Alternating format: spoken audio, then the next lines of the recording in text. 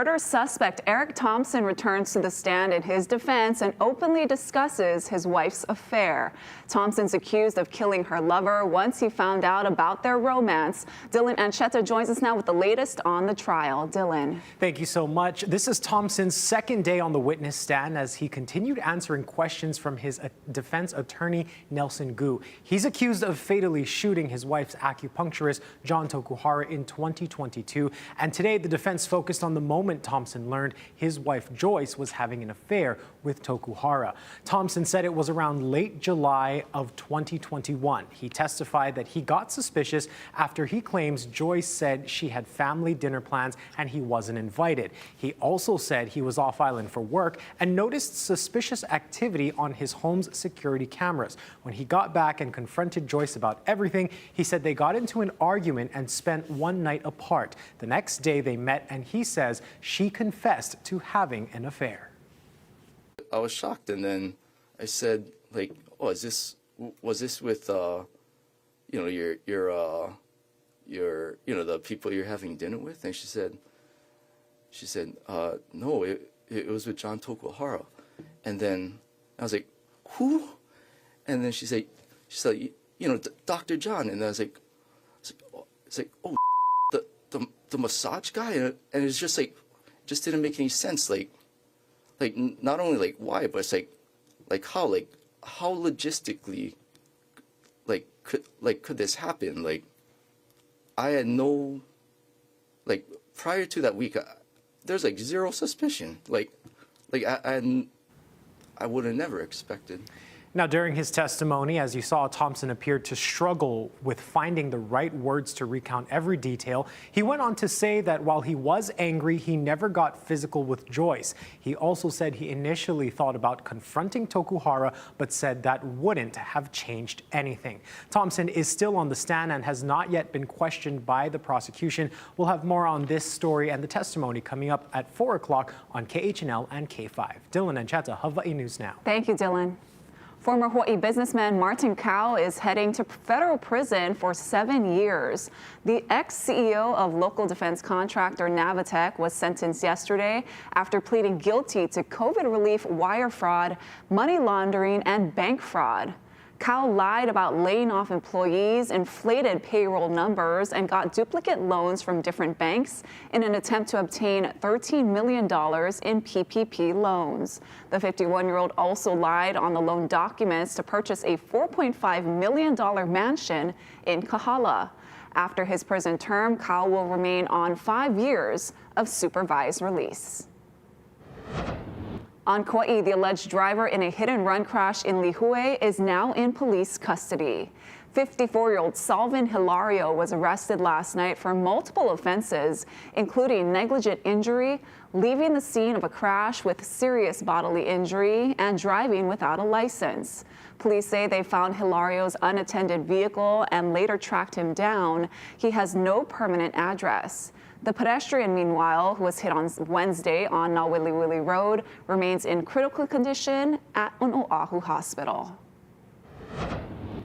President Trump and Vice President Vance met with Ukrainian President Volodymyr Zelensky during a conference in Germany of allies defending Ukraine in its war against Russia. The Trump administration is pushing for a peace deal. Erica Brown has the latest.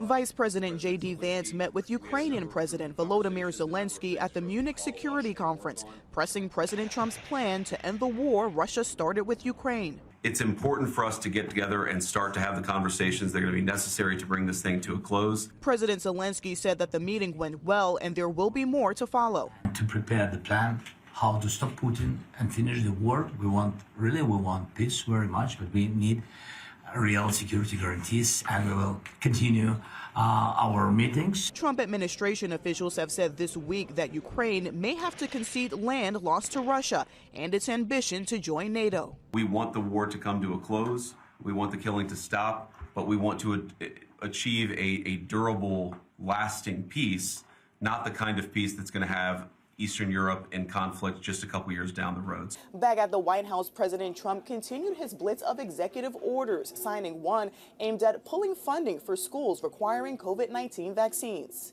And Elon Musk's Department of Government Efficiency's campaign to slash government is also full speed ahead, with thousands of the newest federal workers getting pink slips. We've also begun the process of canceling a significant number of contracts. And as far as the layoffs go, I don't have the exact number, but yes, those will be forthcoming. Friday afternoon, the attorneys general for New York and Connecticut announced they were suing to stop DOJ from accessing Americans' private information stored at the Treasury Department.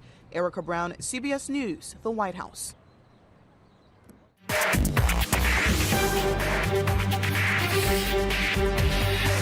Investigators looking into the deadly mid-air crash outside Washington, D.C. last month say they are considering the possibility that some equipment on board the Black Hawk helicopter was not working properly before the collision with the passenger jet. The National Transportation Safety Board said today that on-scene portion of the investigation has wrapped up. The agency also said there may have been a miscommunication that prevented the helicopter from hearing the message from air traffic control to pass behind the plane.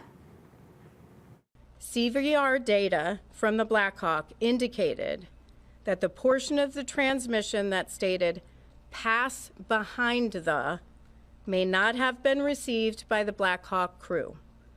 Transmission was stepped on by a 0.8-second mic key from the Black Hawk.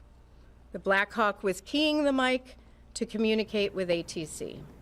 The crash killed the 3 in the helicopter and 64 people on board the American Airlines flight from Kansas to D.C. The NTSB says it will move the wreckage to a secure location in the next week to continue the investigation. Here at home, state senators killed a bill that would have allowed casinos on Oahu, prompting a warning from a powerful developer. Bill 893 would have granted 20-year licenses for casinos at the new Aloha Stadium Entertainment District and the Hawaii Convention Center. Critics testified yesterday saying casinos would increase crime and hurt families, but stadium developer Stanford Carr said without the casino revenue, his group may have to walk away from the project.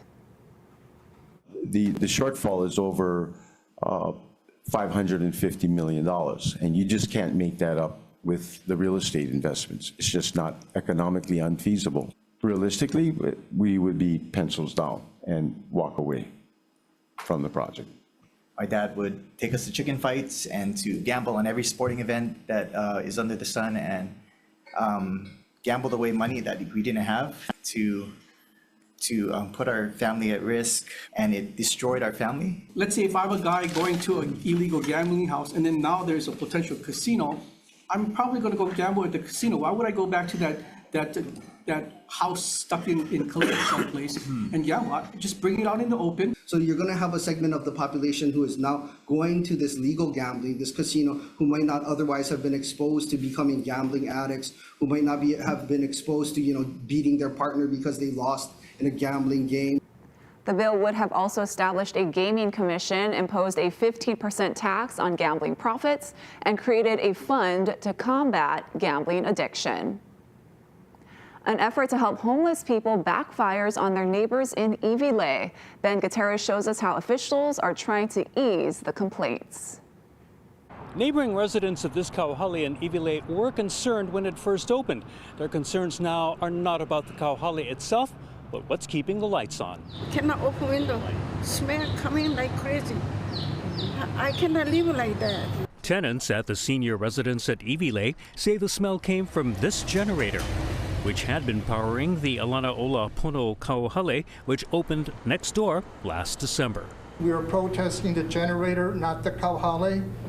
If it was a used car dealership next door running a generator, we would still be complaining. Tenant Dale Krupa spearheaded a petition to shut down the kauhali until it can be put on the electrical grid.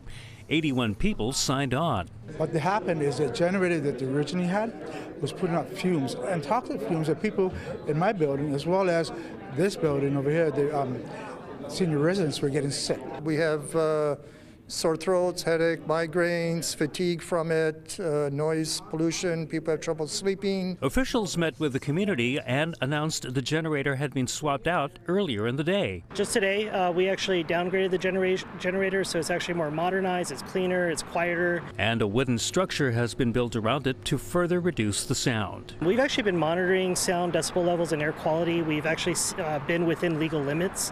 But we've heard their concerns and we want to be good neighbors. Hawaiian Electric says it is looking at options to get Alana Olapono on the electrical grid. Meanwhile, some believe the Kauhale is actually attracting more homeless people to the area.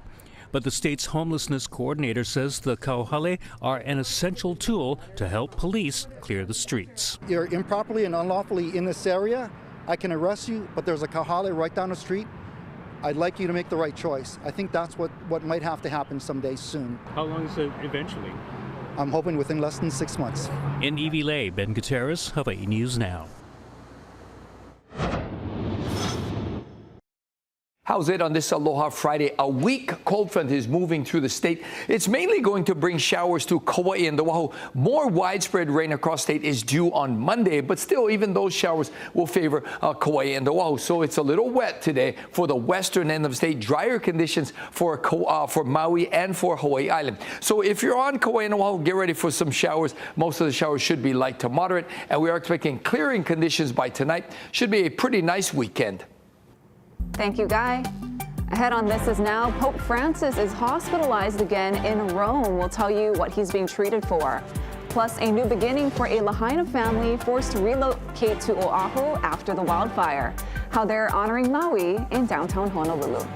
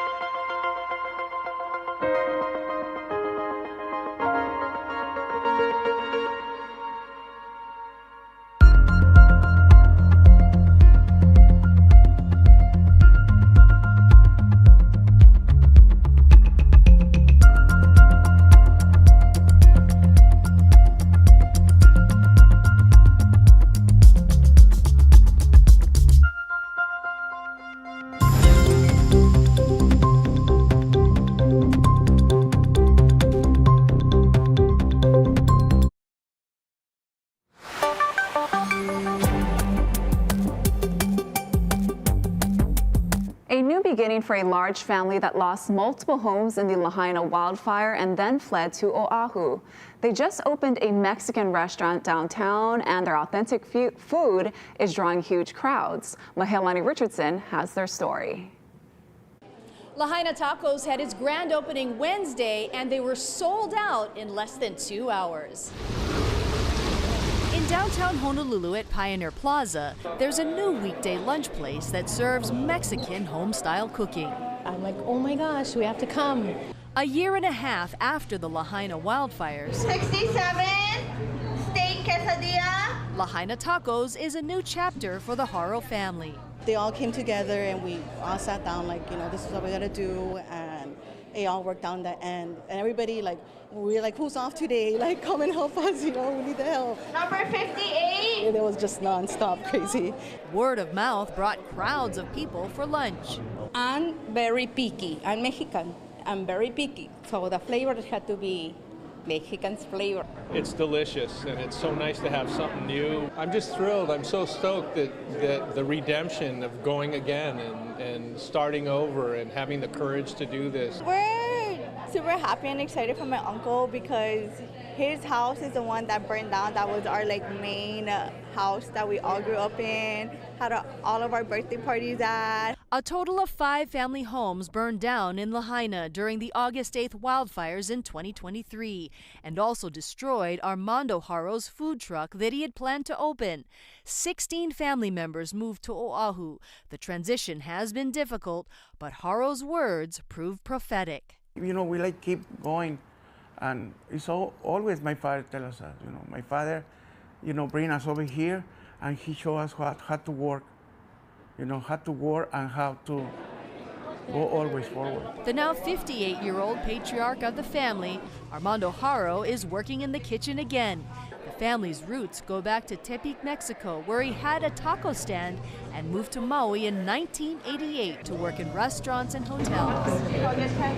Today for the family, Lahaina Tacos is a new gathering place with a rich history that flavors every dish. Lahaina Tacos is in Pioneer Plaza, and they're open from 10:30 to 3 unless they're sold out. Reporting from downtown Honolulu, I'm Mahia Lenny Richardson, Hawaii News Now. Pope Francis is in the hospital in Rome being treated for bronchitis. He's been having trouble breathing at some of his recent events. Tina Kraus has more. Pope Francis has been battling bronchitis this month, making reference to the illness Wednesday, asking a priest to finish his speech. A repeat of breathing difficulties he had during a mass last Sunday. But the 88-year-old has kept up his audiences at the Vatican, with 4 on Friday. This was his last before he was taken to the hospital by car. Vatican officials saying he will undergo necessary diagnostic tests and continue his ongoing treatment for bronchitis. Although I do think at 88, with the grueling schedule he is keeping in the winter months, this time it's more serious. CBS News Vatican contributor Monsignor Anthony Figueiredo says he last saw Pope Francis 3 weeks ago. I was quite shocked, really, to see him so feeble, also having put on quite a bit of weight and not able to keep a conversation. Ever since his bronchitis diagnosis a week ago, Pope Francis has appeared bloated, an indication the medication he was taking to treat the lung infection was making him retain water. The pontiff was treated for bronchitis at the same hospital nearly 2 years ago, spending 3 nights there and later quipping to crowds, "I'm still alive." Pope Francis does have this enormous capacity to come right back. He's done that before. A Vatican spokesperson says it's thought Pope Francis will stay in the hospital for a few days. Tina Kraus, CBS News, London. Let's take a live look outside with our tower cam. Guy Hagi is going to have your full forecast in 2 minutes.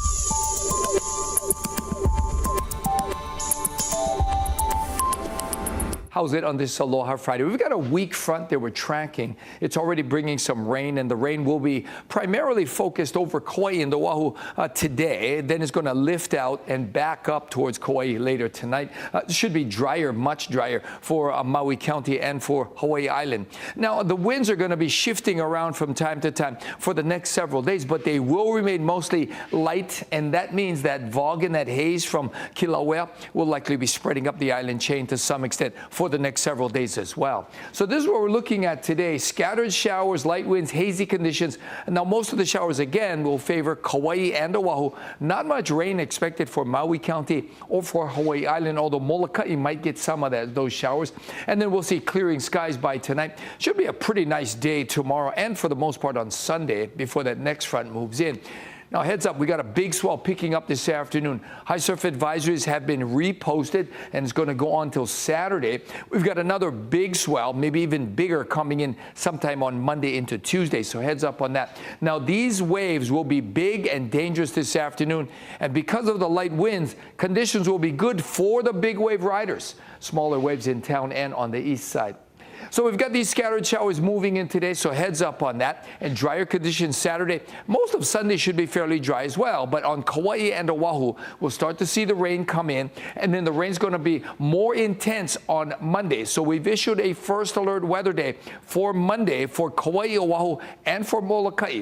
And then for drier conditions, you're going to see that for the east end, for the east end of the state, right? Hawaii, Maui, and Hawaii Island not going to get a whole lot of rain during this episode. There'll likely be some lingering showers on Tuesday, much drier on Wednesday and Thursday.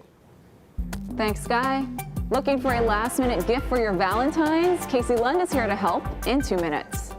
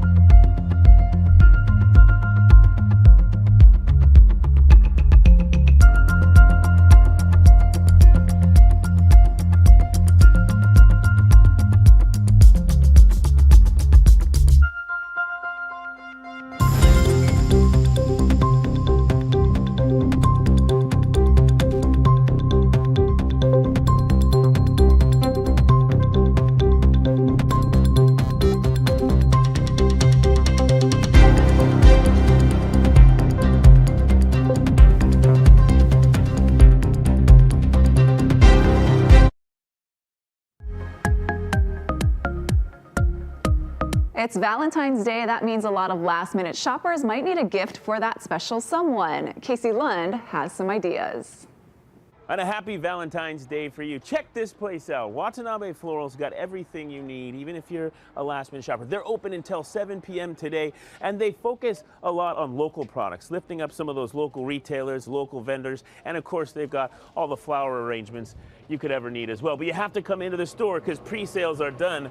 Follow me this way. We want to show you something. Come on, these are where all the pre-cut flowers are. They've got all kinds of stuff. A lot of florists shop here, too, to get wholesale flowers and things like that, rose petals. They've got just about everything.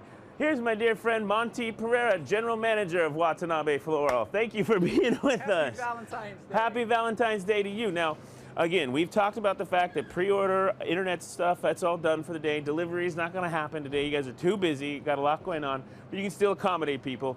Now, tell me if you wanted to go above and beyond, or folks that already did, because all these are spoken for, right? Yeah, this is what I call the hammer.